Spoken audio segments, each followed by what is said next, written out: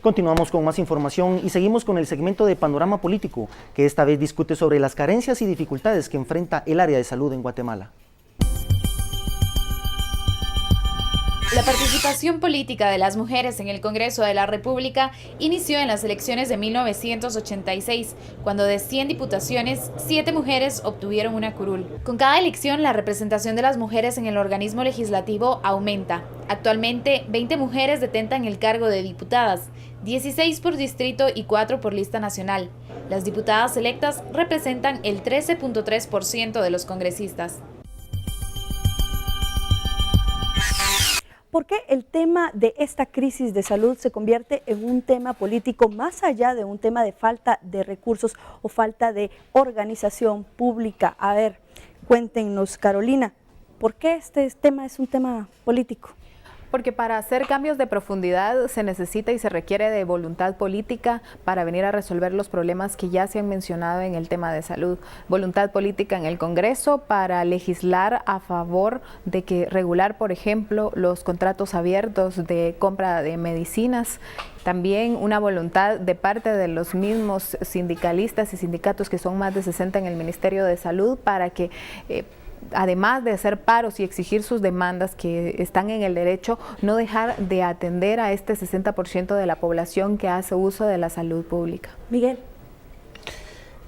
Yo considero que es una herramienta política porque los candidatos se aprovechan de esta crisis o de este tipo de carencias, no solo en el tema de la salud, sino en el tema de la educación, por ejemplo. O sea, el 90% de los trabajadores de la salud están sindicalizados. Este es un brazo de poder. También pasa con el tema de la educación. Y yo decía que en cuanto a este tema, nosotros los guatemaltecos, al final de cuentas, somos los que pagamos porque tenemos que pagar 3 veces o más estas crisis. Pagamos porque no nos atienden como ciudadanos en los hospitales. Pagamos porque los embotellamientos que se generan a partir de estas crisis también nos hacen que, por ejemplo, lleguemos tarde a los empleos o que no lleguemos. Y lo que es el colmo, ya estamos pagando impuestos. O sea, es decir, directa o indirectamente nosotros los guatemaltecos pagamos para que el gobierno haga uso de esos recursos y pueda solucionar estas crisis que son estructurales y que afectan no solo a un guatemalteco, sino a todos los guatemaltecos en general. Eso tampoco quiere decir que, por ejemplo, las demandas que hacen los sindicalistas, tanto de educación como de salud, no sean demandas reales, demandas válidas, no, por supuesto porque hay muchas deficiencias en cuanto a la atención del propio Estado hacia sus empleados. Y es que no solo son demandas, o sea, hay inequidad, hay desigualdades, por ejemplo, y no lo digo yo, lo dice el presidente Otto Pérez Molina hace 2 días. Él dice, yo estoy consciente que una enfermera que tiene 30 años de estar trabajando gane 1.300 quetzales, y en una publicación de un medio hace pocos días también publica 77,000 quetzales que gana una empleada del Ministerio de Energía y Minas. O sea, son diferencias abismales, y estos 1.300 quetzales que gana un salubrista no alcanzan ni para cubrir la mitad de la canasta básica. Lourdes, ¿sabrán los políticos por dónde empezar a resolver este dinero? ¿Será solo tema de falta de presupuesto para hacerlo o qué hay detrás? No es solamente esta falta de presupuesto, también es la voluntad. Este tema se vuelve político porque vemos que en sí el problema no es el desabastecimiento, no es los salarios atrasados. Estos son una consecuencia de la mala administración, y esta administración está a cargo precisamente de los ministros, y que hemos visto en los últimos 10 años que han habido 9 ministros, es decir, más o menos un ministro por año, exactamente. ¿Y qué pasa? Cuando llegan a ejercer este cargo en la cartera de salud, se dedican a limpiar lo que ha hecho el anterior, a formar su equipo. Entonces son programas o trabajos, proyectos muy a corto plazo, y no se ha tenido una visión más a largo plazo. Por eso mismo, las personas consultadas, en este caso, por ejemplo, Rafael Espada me dice, no es algo que se va a resolver en un gobierno, no es algo que va a resolver un ministro o un presidente, es algo que tiene que ir mucho más allá y tiene que tener una visión más a largo plazo. Gracias, Lourdes. Otto Ángel, ¿qué nos podría esperar en este tema para los años que se vienen, en el año electoral? Tú planteabas que el tema es de alguna manera político, claro. Y en efecto es político porque la política hoy en Guatemala está dominada por el dinero,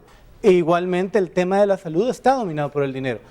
Guatecompras, al día de hoy, el principal contratista del Estado, cuando uno saca a las constructoras que hacen mega obras, es una farmacéutica. En los últimos 5 años ha sacado 993 millones de quetzales por contrato, pero además ha sacado 1.057 millones de quetzales sin contrato. ¿Qué pasa? A nadie hoy en la administración pública o a muy pocos les interesa poder entrarle a mejorar el sistema de salud, controlar la compra de medicinas, porque al final es financiamiento para todos los partidos políticos y tienen que saldar esas deudas. Así que al final de cuentas, si no comenzamos a regular, no vamos a comenzar a ver mejores condiciones de salud. Y estamos hablando además de temas de farmacéuticas, temas de las empresas que se encargan de la infraestructura y mantenimiento de los hospitales. Ese es un gran negocio, el sistema de salud. El tema de salud es visto como un negocio y que nadie lo quiere mover, que los sindicatos, algunos de ellos, nosotros no podemos dar la total profundidad de esto, pero también les conviene estar en este negocio de la precariedad de la gente. En Guatemala se venden las medicinas más caras por encima del resto de Centroamérica y México. ¿Y alguien ha hecho algo en los últimos 10 años? No. Gracias, Otto Ángel. Con tu análisis pues concluimos este bloque. La salud es un derecho. Para muchos guatemaltecos no lo es. Pero queríamos saber qué dice la gente en la calle.